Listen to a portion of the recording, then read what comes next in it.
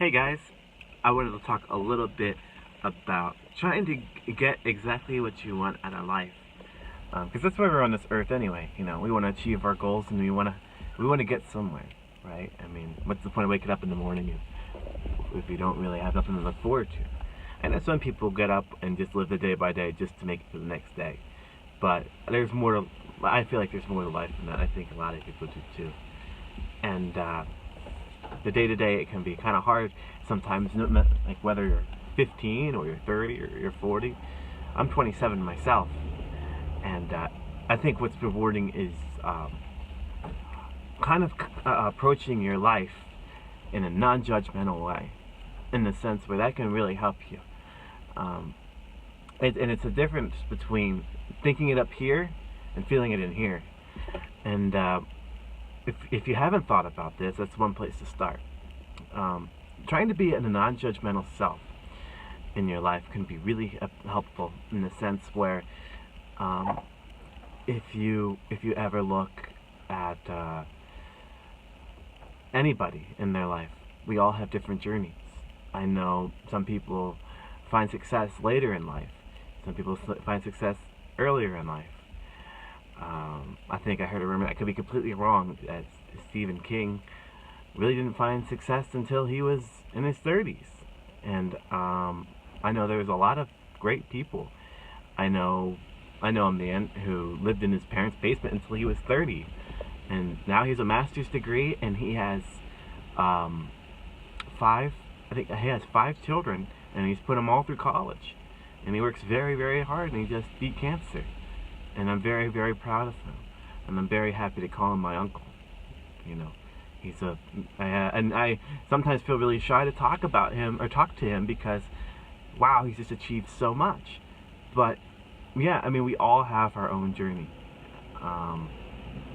and I think that's something very special. And learning that, to be the non-judgmental self, no matter if you can't make any friends, you have a really crappy job, or you can't find any love in your life, I think it's really beneficial to be the non-judgmental self. And it's really, really hurtful for us to compare ourselves to others.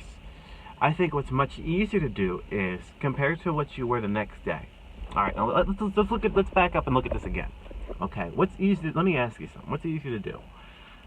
Comparing yourself to 8 billion other people, or just comparing yourself to who you were yesterday, or maybe a month ago? I think it's much easier just to compare yourself just to one person rather than 8 billion people. No matter where you are career-wise, financially, it's much easier to compare yourself to how you were yesterday. And that's what self-improvement is all about. Notice how it's about yourself, you know? And that's important too, because when you're out in the real world, nobody's going to come and take care of you really, except for yourself. You make sure you get up in the morning. You're responsible for your own mental health. You're responsible for your own happiness. You're responsible for your own guidance and where in your direction, for the most part. I know some stuff happens, but for the most part, yeah. It's all about accountability.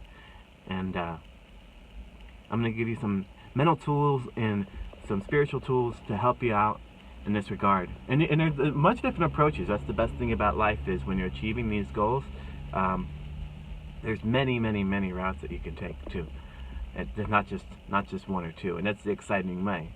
That's how people find their way. It's finding what works for them, because what works for somebody won't work for somebody else. It's a journey. It's about being patient. Sure, it would be nice if the road was already paved in front of us and we knew how to get to where we needed to go, but that's not always the case.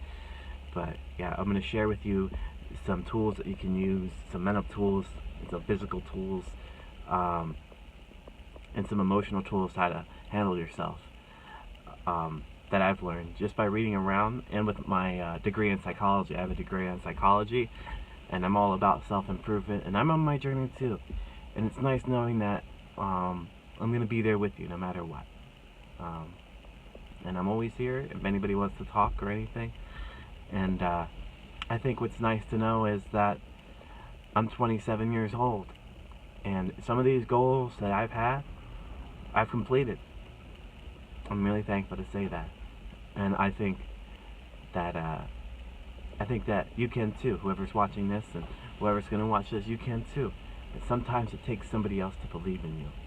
And the first step to constructively get towards your goal and to achieve whatever you want to achieve, no matter if you're depressed, anxious,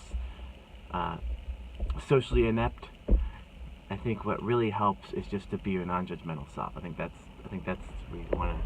I think that's where you want to start. Is just start by just being okay with who you are, and that's an emotional thing that we can talk about too in later things. But yeah, that's the first thing we want to talk about, is just being the non-judgmental self.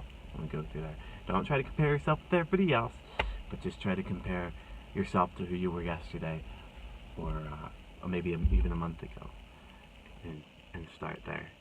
And and like I said, there are physical tools that you can use to help yourself, which I'll explain in my next video, and emotional tools, how to help yourself achieve your goals and to get yourself in the right mindset. So, alright, I'll see you later, guys. Until next time.